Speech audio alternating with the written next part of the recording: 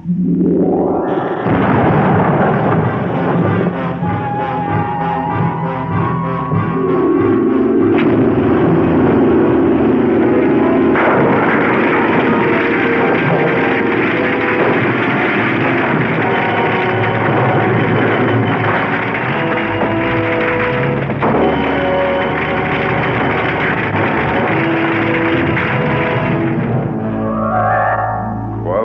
the raven, nevermore. Welcome back, my fellow agents. It is I, X7, your master of martial arts. No, your master of mystical arts. Today is, well, Sunday. That doesn't mean anything. But Sven aired the 1930s The Raven, which starred Bela Lugosi and Boris Karloff. This one is the 1963 version from Roger Corman, of course, starring, you can see right there who it's starring, and it's one of my favorite movies. I really enjoy it. I saw it a long time ago, but before we get too much further into it, please like, share, subscribe, leave me a comment, let me know what you think about it. A lot of people like comedy of terrors more than this, but they're wrong. But let me know if you think I am. And if you're ready, let's conjure up something really different.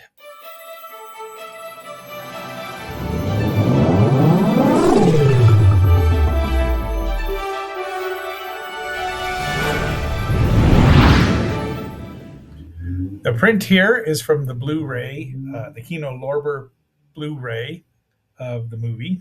The movie itself was released January 23rd, 1963. It runs a whopping 86 minutes. The budget was $350,000 and it made almost $1.5 million. It's pretty darn good. I think that it was considered a success. Kind of surprised they never did a sequel. Well, the AIP wasn't really about that. Still, we start off with Vincent in his wonderful voiceover of part of the Raven poem by Edgar Allan Poe, which it's not all of it.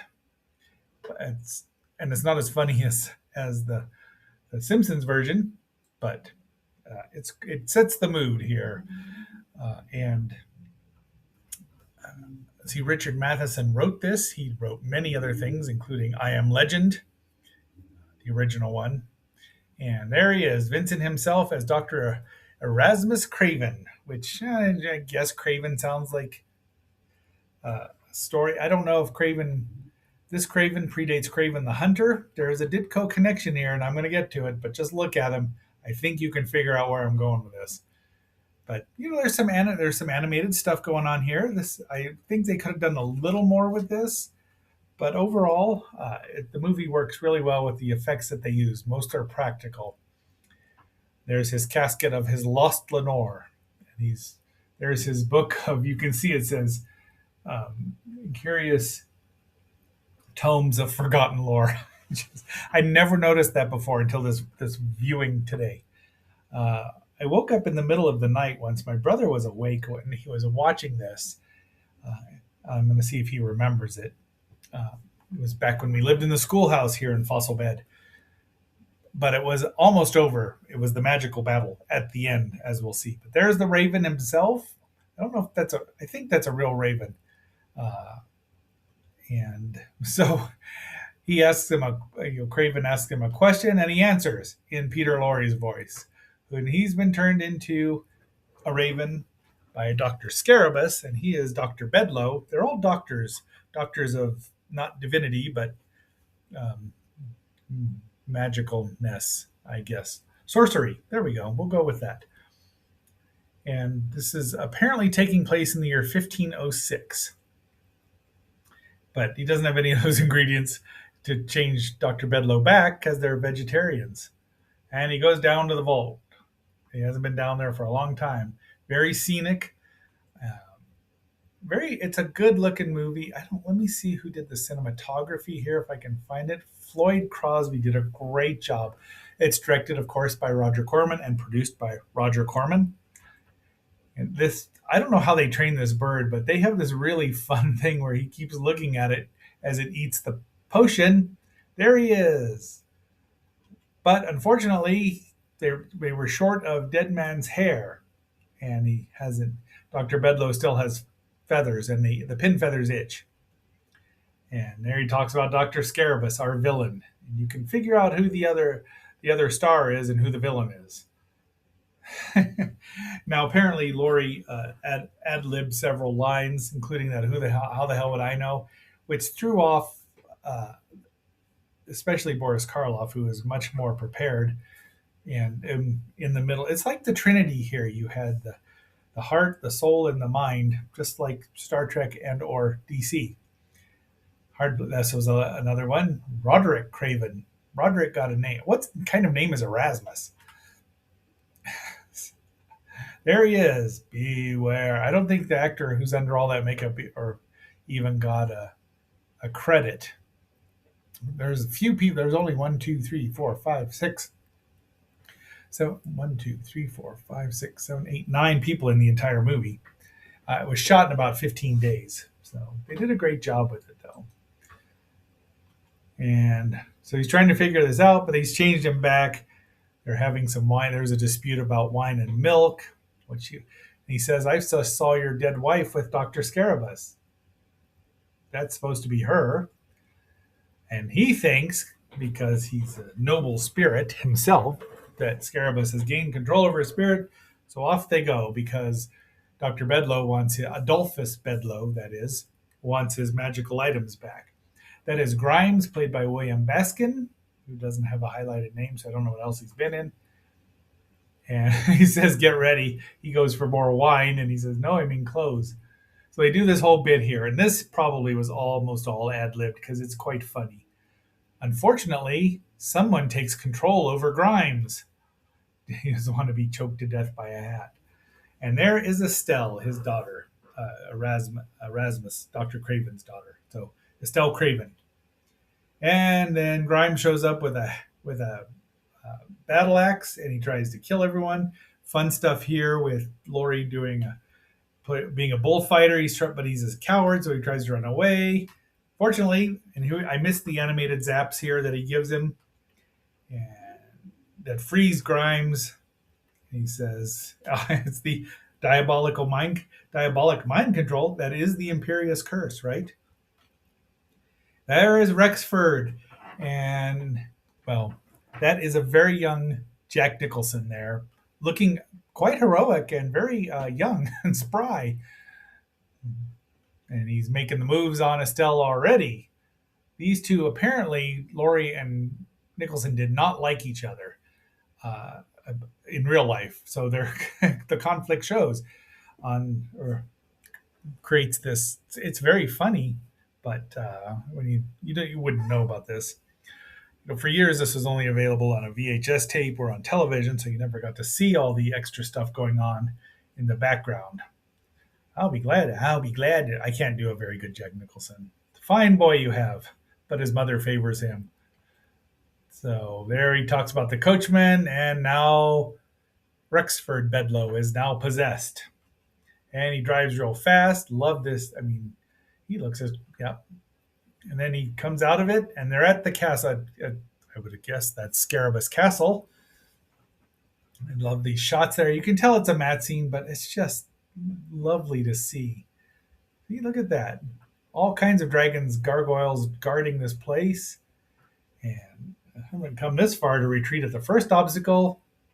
And then he says, and then we see Dr. Scarabus, Boris himself, at his most charming, but apparently he was not very mobile at this point in time. So this was not an easy shoot for him, but everyone said they got along except for the dissension between Laurie and Nicholson and the ad-libbing between Laurie threw off Karloff. Jibber jabber and the spirit of my late wife, and he says, "Oh, and it's his maid." Now, maid here is Connie Wallace, who looks a little like her, all these redheads. And now they're like, "Oh, we're buddies," and that's conviviality with the son of my old friend. The occult dedication, and so they want to know the gesticulation method of they don't need wands or instruments, which now. Look at this. Now, Doctor Strange came out right around the same time. maybe a bit afterward. I meant to look that up a little. I am 100%. Look at the pencil thin mustache, and I'm just sure that Doctor Strange, that Ditko had seen this movie. I mean, it's never been said, but Ditko brought it to Stan Lee, per Stan Lee, July 1963, and this movie was, what did I say? March. Oops, wrong one. That's for Tuesday, January 1963. I think it's too much of a coincidence, and I love Doctor Strange. And who else would you? I mean, if you're going to base him on someone, tell me that. But he just it just seems that way to me. But sober enough to make a fool of you, you cheap faker, you. There's his equipment, hand gesticulations. Rexford is watching him though. Dun dun dun. You coward. I mean, just I don't know how much of this was ad libbed or scripted, but it's very. He's just. I would never have got that. His Promethean magic, and he gets zapped by lightning and turns into raspberry jam, which is odd now, isn't it? With I don't know if Erasmus was giving him the finger or not. See, but Rexford tells Estelle this, and now it's time for intermission and station identification. You are watching Xenorama, the podcast of heroes and monsters on KXNO, part of the Xenorama Broadcasting Network. We now return you to our regularly scheduled program. This town needs an enema. I do need to watch that 1989 Batman again. It's been quite a while. Anyway, there. Speaking of Jack Nicholson, Rexford there is about to do a daring rescue by climbing out the window because the door is locked. He's got a cape on and he's climbing down. He's a weird hat. But meanwhile, Erasmus is alone in his room and he sees the lost Lenore. He goes running out. And now we find out she's not even lost. She's just been with Dr. Scarabus. And she is conniving. She's like Lady Macbeth, really. She is played by Hazel Court, who we have seen, I believe, in, let's see, she was in many Curse of Frankenstein, which I didn't review. She was in Alfred Hitchcock. I thought we'd seen her already, but she's really good in here. Yeah. Well, anyway, I thought we'd seen her before, but I'm not a big fan of Hammer's Frankenstein movies. Sorry. But she threatens him. Dismal and so they all conspire to get him over there because he wants the magic of the gesticulation magic. So they have, what are you doing in the ladies' room? Do as I tell. So he is funny. He's hilarious. So he's turning traitor, or is he? We just don't really know. He just is, does the best he can. So Rexford goes to get Estelle, death by lightning. So he admits he wants the magic. It's just a funny.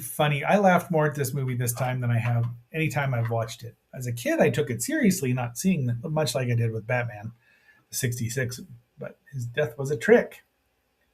And he was attacked three times by hawks. Ravens are bigger than hawks. I'm sorry, they're not going to really attack you. But they find him. So they get captured. He zaps him. Everyone's captured. Lenore is ecstatic, and even this guy, he turns on his own. Because if you're going to betray someone, the bad guy, you betray the good guy, you'll betray the bad guy. No one trusts Dr. Bedloe. This guy burns his hand. Now that is Gort, who's not a robot, but played by Aaron Saxon. He has like 2 lines in the entire movie, but that's it. That's our entire cast there. So he admits he's a failure, and Erasmus says, "I've been guilty because I've been hiding, and one cannot fight evil by hiding from it," which is very true. And she's like, "Oh," and she's so good at being so bad that you want to see her get hit. If this would have been a Stooges short, she'd have a pie in her face by the end of the movie. So once again, Dr. Bedloe tries to sell out his friends, gets turned into a raven, thanks him, pretends to leave. And Rexford there thinks Scarabus probably needs an enema, but they're threatening to disfigure the girl. Now all 3 of these women are redheads. 2 strawberry blondes in this one. So every woman in this movie is a redhead, and that hair's no lie. And now he comes back and saves everybody. And now, if you saw the complete trailer, you'd see they hadn't edited the effects in yet. These light effects, which are just they just superimpose these light beams, which are effective enough. That's what I remembered. And now they have their duel, and it's done to there's the snake that Vincent did not like having. He said it was wrapped around his neck for 2 hours. I kind of find that hard to believe, but maybe it took that long to get a shot. Turns it into a very plastic bat. Here's some animation, nice effects. Lenore is not happy, and the cannonball, confetti, and they play this Auld Lang Syne. These gargoyles they're not really gargoyles, they're actually dragons, but they go to attack, floats up, turns them into puppies. Cute. Alive puppies, by the way. So he's got molecular transformation as well. Sinks into the floor, pretends to be dad. Now Lenore is happy, thinks he's stabbed. Look at it, went right through him, but it's sawdust, and he's up there throwing eggs. So in 4 years, Vincent Price would play Egghead on the Batman show and get eggs thrown at him eventually. See? So you just never know what's going to look at. She's just malevolent and gleefully malevolent. And now they're happy because Dr. Scarabus is starting to set his castle on fire with magic. So that can burn stone, I would assume. You can see the animated bolts right there. And his little magic umbrella stops all the stuff from falling on him. One more beam show. Kazap. And now, of course, Lenore says, I was bewitched. I was under the Imperious curse. Again, even though it turns out, and I didn't realize this in the 50 plus years I've seen this movie, that she had done the mind control on Grimes and Rexford. But he's like, nope, I'm leaving. Goodbye. And then she turns into a beggar and she's perfect. And I'm pretty sure that's not that's not Boris, but his stunt double grappling with her. And she just laughs at him still. She's truly evil. She could be, had she been back, rank right up there with Lucy Van Pelt or Lois Lane or Rachel Green. Fire. And some more of the fire came from House of Usher. Got stock footage. Because why not? If you can use it, why not? Everybody leaves. And she's like, look at my dress. And he zaps it and it gets even worse. He doesn't have his magic anymore. So they tell the children to enjoy themselves. I don't even know if he says behave because they're magic. So I'm assuming that Estelle would be learning magic from her father since he learned it from his. He'll take it. He wants to be turned back to human. He's like, I'll take it under advisement. I'm pretty sure that is a raven, but it might be a large crow. Shut your beak. And this is the end of the movie. Quoth the raven, nevermore. Oh, dang it. Oh, I didn't give it a cube rating. Well, it's about 6 cubes. Zeno cubes out of 7. Can't believe I forgot that. I'll go right here. Yep. Oh, I didn't even take that out. Well, you know what to do if you're leaving. This is Johnny Quest, where gripping adventure stories explode to life with blazing realism. Watch as full living animation makes possible a new kind of excitement never before seen on television. You'll travel to exotic places. You'll brave perils plotted by the most diabolical minds of the century. And it will happen every time you enter the incredible world of Johnny Quest. Every week on ABC's Wide World of Entertainment. All right, my fellow agents, tomorrow we will have the last 8 segments of the King Kong show. Those are pretty much all the extent ones we have, and these are not going to be the most glamorous ones, but I think you'll enjoy it. There is a surprise guest star that you can see. But until that next assignment, this is X7 signing off and phasing out. And remember, just quote the raven, nevermore. Be seeing you. Now pay attention, Kong. Dad says the world you've been living in is millions of years old, so it's time you were brought up to date. Now here is the first thing you have to know.